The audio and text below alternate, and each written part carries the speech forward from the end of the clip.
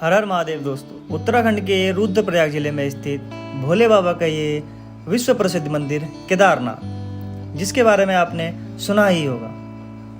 और अगर आप सितंबर अक्टूबर के महीने में यहाँ आने की सोच रहे हैं तो ये वीडियो आपके लिए बहुत ज़्यादा हेल्पफुल होने वाली है। इस वीडियो के माध्यम से मैं आपको बताऊंगा आपका एक परफेक्ट टूर प्लान क्या होना चाहिए और आप कम से कम बजट में ये यात्रा कैसे कर सकते हैं। और अगर आप इस वीडियो पर या इस चैनल पर नए आए हैं तो आप इस चैनल को सब्सक्राइब कर सकते हैं और आप वीडियो में हर हर महादेव जरूर लिखकर जाएं। तो चलिए बिना टाइम वेस्ट किए बढ़ते हैं आगे की ओर।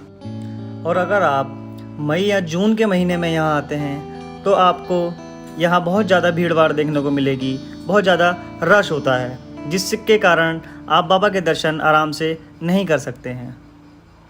और इन दिनों लगभग हर सामान का प्राइस डबल ही होता है, क्योंकि देश के कोने कोने से लोग बाबा के दर्शन के लिए आते हैं। और अगर आप जुलाई अगस्त में यहाँ आने की सोच रहे हैं तो मानसून के कारण यहाँ पर बहुत ज़्यादा लैंडस्लाइड और बारिश आती है, जो कि आपके आनंद को किरकिरा कर सकती है।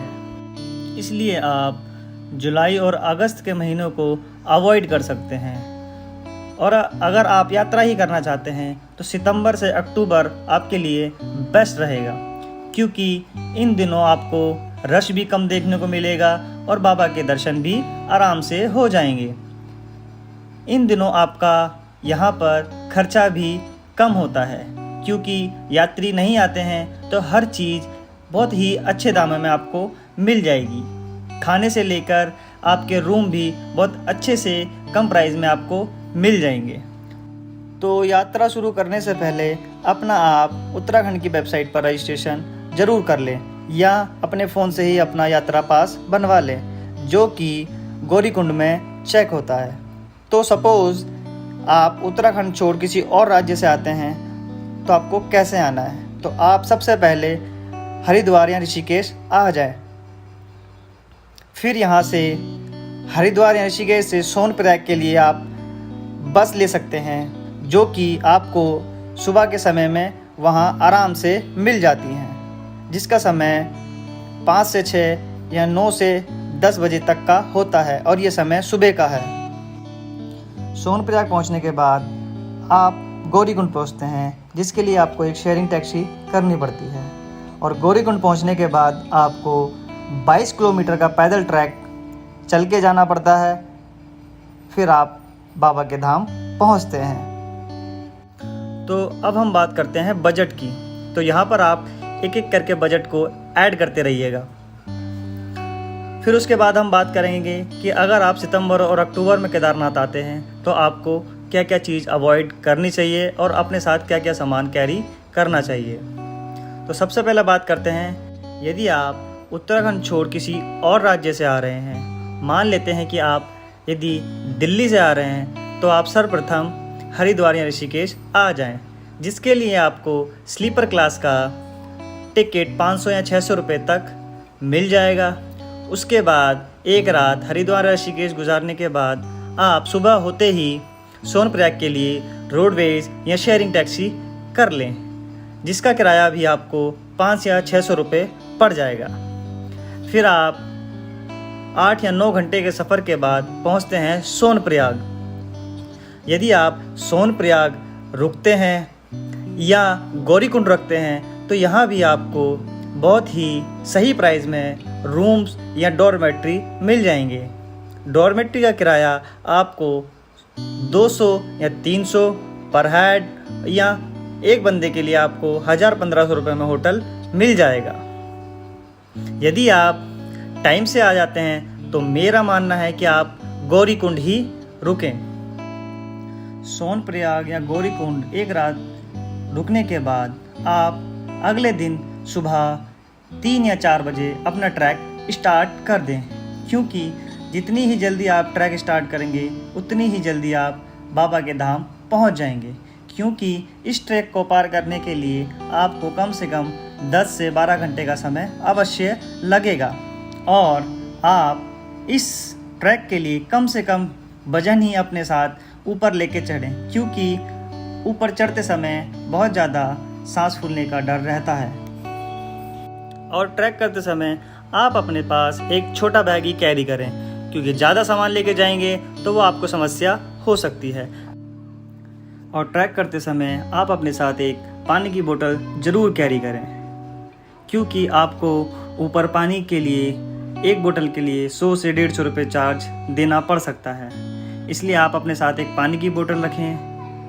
आपको रास्ते में नेचुरल पानी के सोर्स भी बहुत मिल जाएंगे, जहाँ पे आपको बिल्कुल प्योर नेचुरल पानी पीने को मिल जाएगा।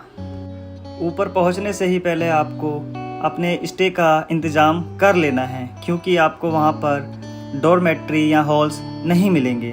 वहाँ पर केवल आपको होटल्स और कैंप ही मिलेंगे स्टे के लिए, जहाँ पर होटल्स के प्राइस आपको 5 से 6 हज़ार रुपये और कैंप्स के प्राइस आपको 6 से 700 रुपये पर हेड पड़ सकता है। यदि आप सिंगल या 2 जने हैं तो आप मेरे अनुसार कैंप ही करें, जो कि आपको बहुत ही अफोर्डेबल रहेगा। मैं और मेरा दोस्त ने एक रात के लिए कैंप ही करा था, जिसका प्राइस हमें 800 रुपये पड़ा था।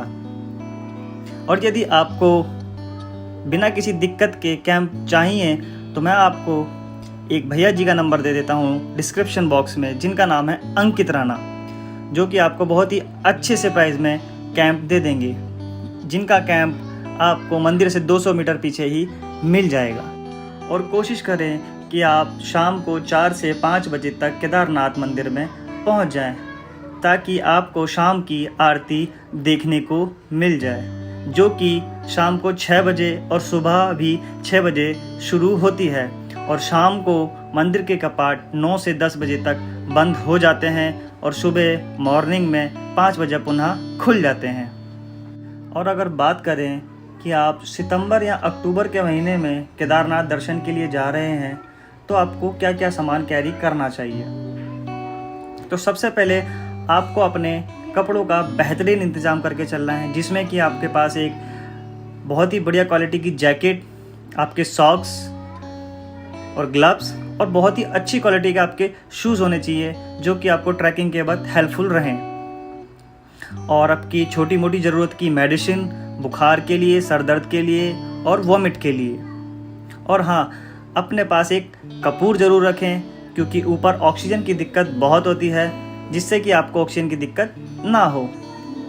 और दूसरी चीज़, आप अपने साथ ज़्यादा से ज़्यादा कैश कैरी करें, क्योंकि ऊपर आपको ऑनलाइन ट्रांजैक्शन देखने को नहीं मिलेगी। ऊपर नेटवर्क इशू बहुत रहता है, इसलिए आप कैश लेके जाएंगे तो आपको ईजी होगा।